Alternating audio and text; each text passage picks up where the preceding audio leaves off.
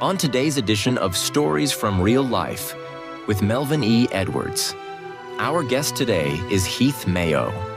Heath is the founder and president of Principles First, a nationwide grassroots movement of people who share a love of American democracy and concern for the direction of the country's existing conservative leadership.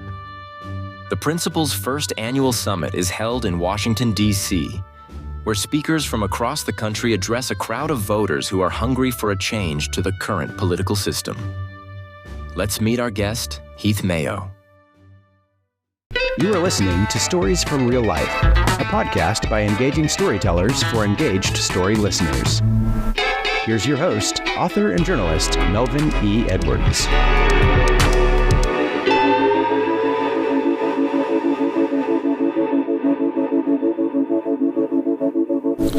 Hello again, and welcome to today's episode of Stories from Real Life. I'm your host, Melvin E. Edwards.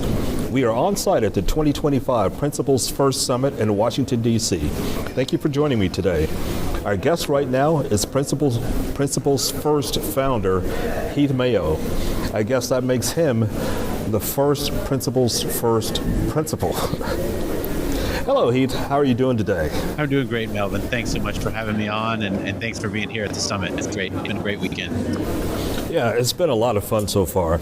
But before we get into the political stuff, I first want to congratulate you on becoming a father for the first time. Yes, thank you. I mean, we have a little girl at home, first one. She's about 2.5 months now, and Cecilia and I are really enjoying getting to be her parents and learn the ropes. But we're still learning, for sure. You will always be Mark. You will always be back here. So how are you adjusting overall? I'm doing well. It's the first month. She, waking up every 2 or 3 hours. But after the first month or so, I think our superpower is sort of being able to sleep through the night.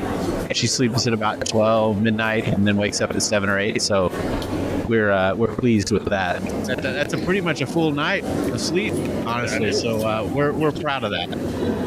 My first daughter didn't sleep through the night until she was 2 years old. Oh.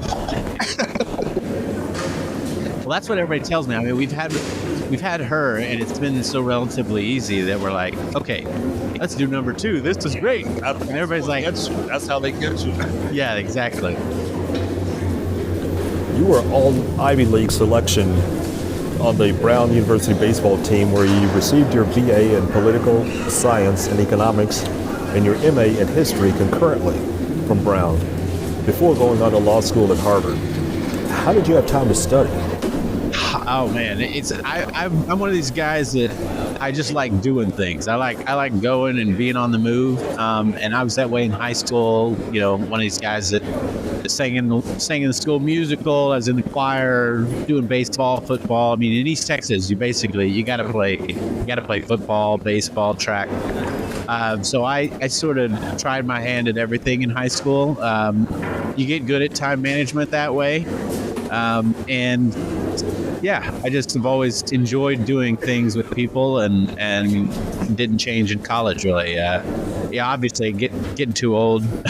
haven't played baseball since college, but I miss it a lot. Before going to Brown, you were a White House Wildcat in Texas and a 4-sport athlete. Do you think Patrick Mahomes brags that he went to the same high school as Heath Mayo? I don't know. He's one of these guys. He knew me. My mom, I actually taught him in the 4th grade. And it was a running joke thing in White House that, Heath Mayo is going to be president someday. And Pat Mahomes would always say that. He's like, Heath Mayo, he's going to be the president someday. And I was like, no, I'm not. But I wonder sometimes today if he still thinks Heath Mayo is going to be president. And so hopefully one day he'll come to the Principles First Summit. Yeah, if he showed up, that would be pretty impressive.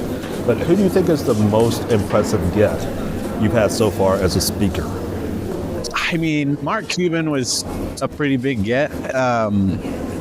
I just didn't know how to go about getting in touch with him and didn't know. I mean, I come living in Texas, owning the Mavs. He's a pretty big fixture in Texas, especially in the DFW area. So when he followed me on Twitter, So I just DM'd him, and then he gave me his email, and it went from there. So he's very open. I mean, he's an entrepreneurial guy. I mean, you see him on Shark Tank. He believes in like the entrepreneurial spirit. So I think probably it was a little bit of that, but whatever it was, it got him here, and we were just thrilled to have him. All right, before I ask you this question, I'm just going to assume you're planning to run for elected office. Tell us about that. You know, I would love to do it, honestly. I'm not going to beat around the bush. Like, I would love to do elected office, namely because I think so many people in elected office are just doing it for all of the wrong reasons. And I enjoy, like, helping people, talking to people. I've loved this Principles First thing as it has grown and meeting everyone from all around the country. So, and I like talking about the issues. That's not really the calling card of being a politician these days, is talking about the, nobody wants to hear about that, I guess. But right now, there's just no political party for me, honestly. I was always a conservative, went to CPAC, was a Republican, Romney voter, Rubio voter. The world has changed, obviously, a lot. I'm not a Republican today. I do not feel comfortable calling myself a Republican. But at the same token, it's... You know, maybe I become a Democrat someday. I don't know. I'm not there yet. But hopefully the Democrats start to rethink their brand and their ideas and show some openness to people like me. And if that's the case, maybe. But yeah, right now, not in the car, raising my daughter and trying to figure out where I fit. Would you be excited if Patrick Mahomes or Mark Cuban came out and endorsed your candidacy for whatever office you might seek? I'd take anybody's endorsement, honestly. You know, when you're running for office, I don't think you don't have the luxury of really caring and choosing. You want everybody you can get. So I'd take them all. The head of the Proud Boys was here yesterday, railing against the Capitol Police, who were being honored and recognized and who were speakers on the stage. Were you concerned when you heard about that? I mean, look, that was just bizarre, honestly. Enrique Tarrio, this guy convicted for 22 and then sentenced for 22 years in federal prison for seditious conspiracy. I mean, he was at the very top of the Proud Boys. He was in jail awaiting that sentence until he was pardoned by Donald Trump and basically set free. And I mean, look what has happened. Within a month of being released, he was rearrested the day before yesterday at the Capitol for physically assaulting a woman. And then today, after being rearrested, he was back out at our summit heckling police again, which is what obviously he was in for on January 6th. So look, I'm a rule of law guy. Public safety, you release criminals that broke the law, that you're going to get more crime. And that's what we see. These guys are criminals. They're not political people. They're not, here to give a political argument. They're here to cause trouble. And Michael Fanone and his family were here, his mom. They were shouting obscenities at her.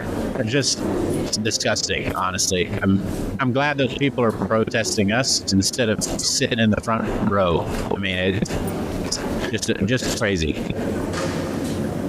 Well, if I had to guess, I assume that you have probably had some kind of threatening DMs or messages sent to you because of what you're doing, this type of thing that you're doing here. Have you been worried about that? I mean, I've fortunately not had a run-in in real life with any of these people. And so I think for me, I still assess it as sort of like, these guys are cowards. It's usually an anonymous account that DMs you anonymously or sends you a mail message with no return address.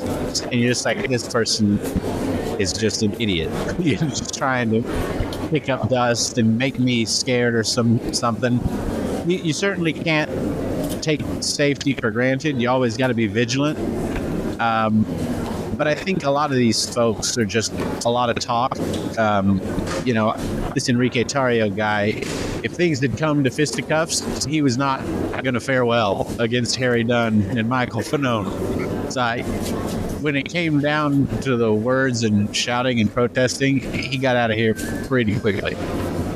So I think a lot of these guys are chest beating and don't really have the guts to actually do much. I mean, obviously we saw on January 6th that in numbers they will do some serious damage. But you always got to be vigilant, and it's a shame that our politics has gotten to this point where people have to be afraid for their safety, and honestly, to the point where it's affecting people's votes in Congress. That's not democracy. That's like some fascist dictator state kind of stuff. Yeah, from my experience, people tend to develop artificial courage from alcohol, crowds, or anonymity online. Yeah, exactly.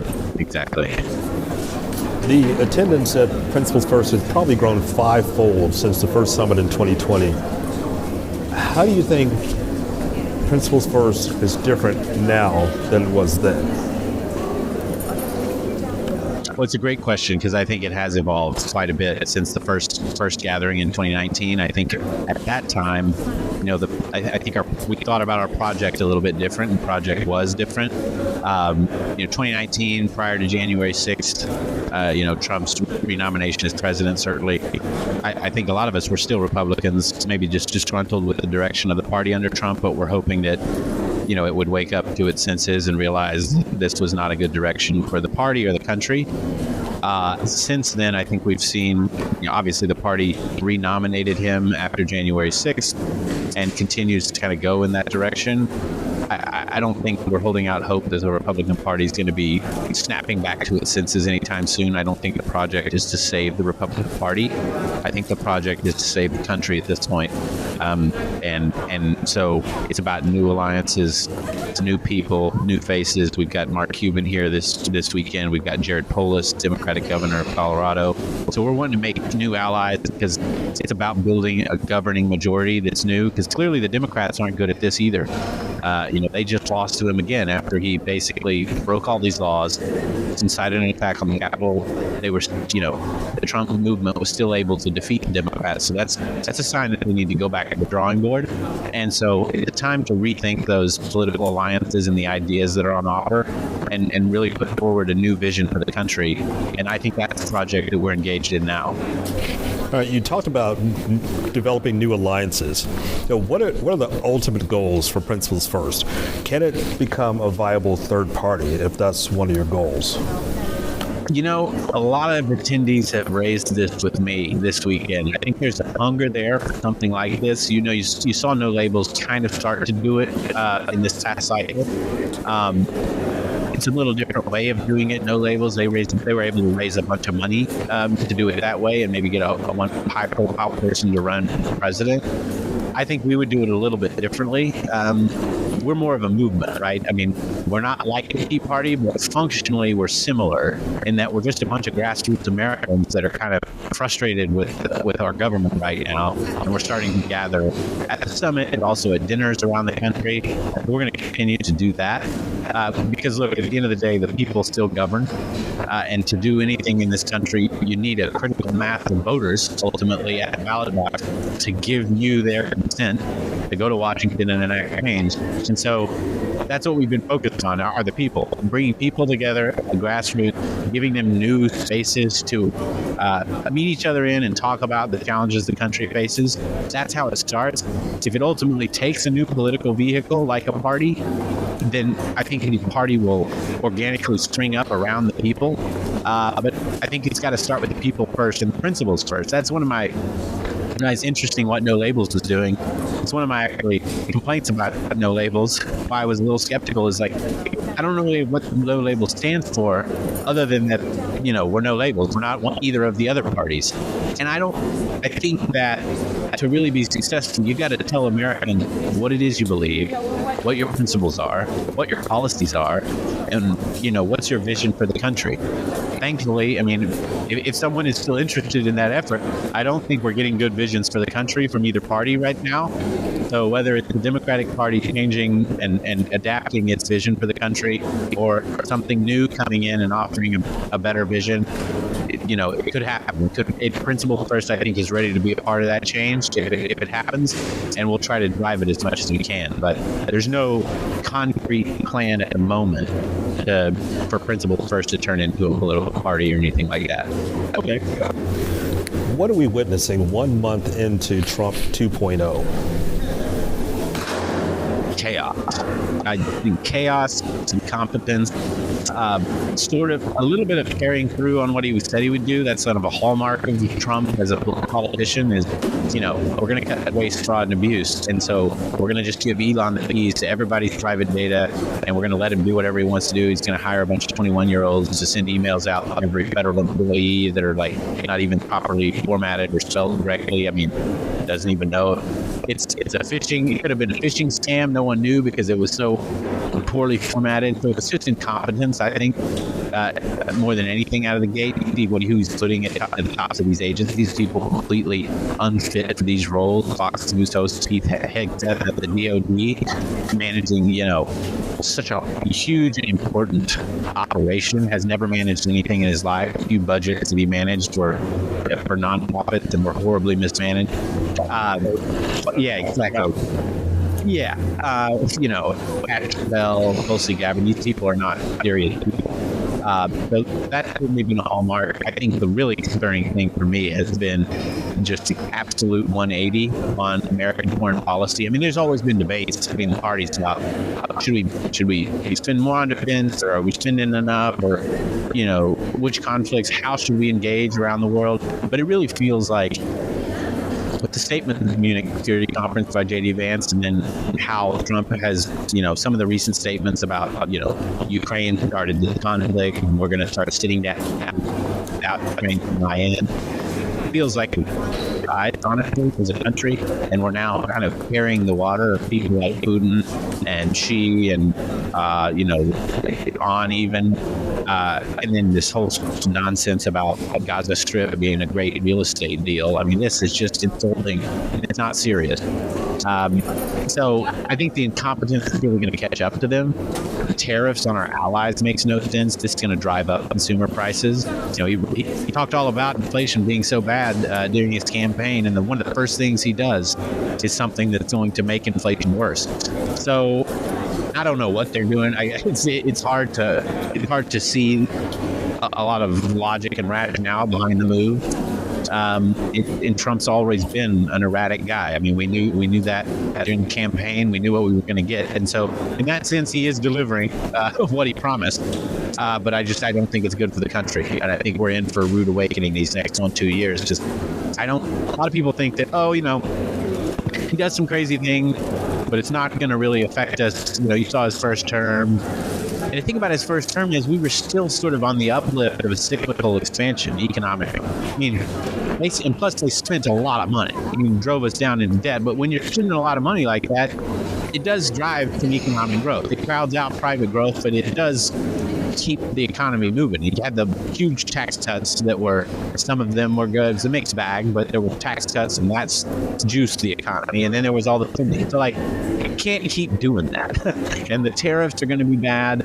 And then the uncertainty around what he's doing in Europe, not good. And those things are going to start to have an effect. And you see that the market has not been as rosy of a response to his first couple of months as he probably hoped. I think it's been pretty muted, especially relative to the last time.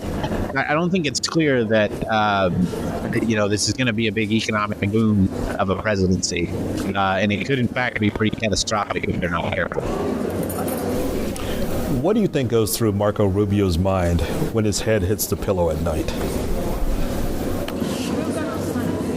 I don't even know. I think he probably had to turn his mind off at this point. I remember campaigning for him, and I went to Miami to knock doors when he ran in 2016, and he was just completely different guy. And he's a guy that really believed in sort of a strong America leading on the world stage. I mean, his parents are from Cuba. So he knows the importance of an America that talks about liberty and being a beacon of opportunity for the world. And for him to sort of be going around spouting the J.D. Vance, Donald Trump, foreign policy is just nuts. And so I know he probably has to be ashamed. He certainly knows how much he has turned, how much he has changed. And as someone who supported him and thought he should have been president of the United States, it's embarrassing for me, honestly, because I was wrong in that judgment. But it's got to be embarrassing for him as well, I think. Well, if we're going to be doing confessions, I guess I might as well just come out and say that in 2016, he was my number one choice. Obviously, something happened and that changed. Where does America go next? I mean, it's a big question. It's a great question. I think it's an important one that I think more Americans should be thinking about, because there's a lot of challenges that America faces. I mean, I think we sort of, through the 90s and the 2000s, 9/11 was a little bit of a wake-up call with Islamic terror and the idea that we were not, this impenetrable economic fortress. But there's no guarantee that the 21st century is going to be an American-led century. I mean, we have authoritarians on the march. Never since the end of World War II have we seen countries like Russia and Iran, regimes like China, challenging the status quo post-World War order. That's a big concern. I mean, much of the economic growth and success over the 20th century after World War II, people don't realize it was built on keeping lanes of commerce secure. The idea that countries couldn't just go invade their neighbors, that's not just it's not that we just want to protect Ukrainians, all we do. It's that we want that system that has been so immensely successful and contributory to the well-being of so many people in America, but also around the world. We want to keep that secure. And you can start to see it breaking down. So where I'd like to see America go is to recommit itself to that idea. Because look, like it or not, we do have a responsibility. We are the freest, greatest nation in the world, the strongest military. If we don't step up and lead, it's not really going to happen. We'll see what Europe does. We're going to get a test of this whole theory that Trump has, that if we just pull up our stakes and come home, we can just spend all. We don't have to worry about the rest of the world, and Europe can fend for itself. We're going to see how that works out. I think we're in for a rude awakening. So I think that's on the foreign piece. We really need to recommit ourselves to the prison. We don't have to go. Look, there were mistakes in Iraq and Afghanistan. Nobody thinks that those conflicts were handled, successfully. Nobody does. But just because we got those wrong doesn't mean that now we got to pull back and we can't help allies of freedom when they're in trouble and when they're invaded by thugs like Putin. So we really need to recommit ourselves to our values there abroad. But domestically, there's a host of challenges. I think, there is an affordability crisis. Prices are going up. People are getting squeezed at the bottom end. Everything from healthcare, Obama slowed down the rate of growth in healthcare, but it's still a screwed up industry. There's a lot of savings to be had for someone who knows how to reform that space. Mark Cuban talked about it the other day, cutting out middlemen, these pharmacy benefit managers who just take a slice of the pie, and it drives up prices. And anybody who goes to the hospital or the doctor knows this. It's when you get your bill back, you're like, I'm not paying it, but somebody is. So that's broken and needs to be fixed. Housing, another one. Rent continues to go up. The cost of buying a house is out of reach for a lot of Americans. And it's this one's easy. It's like, build more houses. Make it easier to build homes in new formats that can reduce the cost of rent. And Governor Polis, who spoke earlier today, has done a lot of that in Colorado. So we need to be thinking in new ways with new ideas to solve some of these challenges. I think AI is going to be another one that, I think about the challenges that AI is going to bring, and I don't even know if some of these members of Congress know what AI stands for. But look, me and my wife already use it at home, and it's coming. And I think it's going to come fast, and it's going to be disruptive. It writes a hell of a good term paper, I think the applications of this technology, we don't really even know yet. And so we're really living in a sort of a new industrial revolution, I think. The world is going to look completely different in 10 years. And I'm really concerned that we are not thinking about it proactively, and we're going to be caught flat-footed. And it's going to lead to a lot of problems. And more inequality, more frustration in different industries as they grow and adapt. And so we got to be prepared as a country to talk about and deal with these challenges, because it can create social unrest, it can create economic angst and distress and make it tough for people to pay their bills. It can put people on the street. So it's really going to affect people's lives.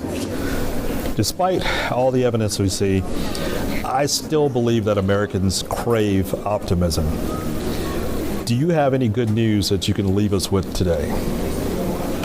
Well, I'm glad you have optimism, Melvin. I have optimism. I'm usually an optimistic guy, but I'm clear-eyed about the challenges that we have.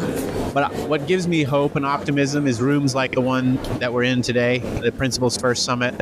Thousands of people around the country coming together on their own dime to make this happen. This still continues to be. People don't realize it because it looks so kind of professional in a hotel like this, but it's a completely volunteer effort. This comes together every year on the backs of volunteers from around the country. And it's that kind of grit and determination and, people just giving a damn about what happens to America that is going to pull us out of this mess. And I still believe in the fundamental character and decency of even the people who voted for Trump. Some of them I don't think are decent people. Like the Proud Boy guy that showed up, not a decent dude. But on the whole, I think people are decent. They want what is good for the country, and they're Americans first. And we got to connect with them again on that level if we want to pull the country back from the brink. And so I think it can happen. We're going to continue to be at this fight, go make those arguments to our neighbors, and try to bring more into the Principles First tent. So if your listeners are listening in, I'd encourage them to come to the summit and be a part of what we're doing. And it's a bunch of folks like Melvin who are just good salts of the earth folks that are here and want to see what's best for the country, however we can get there. So that's what gives me optimism. Well, it sounds like they've just let out for lunch, and it's starting to get kind of noisy in here, so let's wind it down with that thought, and that's a good way to end it today. Our guest has been Principles First founder and president Heath Mayo. Heath, thank you for joining me today. And that's it for today's episode of Stories from Real Life. Join us again next time for another chance to learn from each other. Until then, don't forget to shine your light wherever you go. That was Stories from Real Life. Join us again next week for another great storytelling journey. See you next time.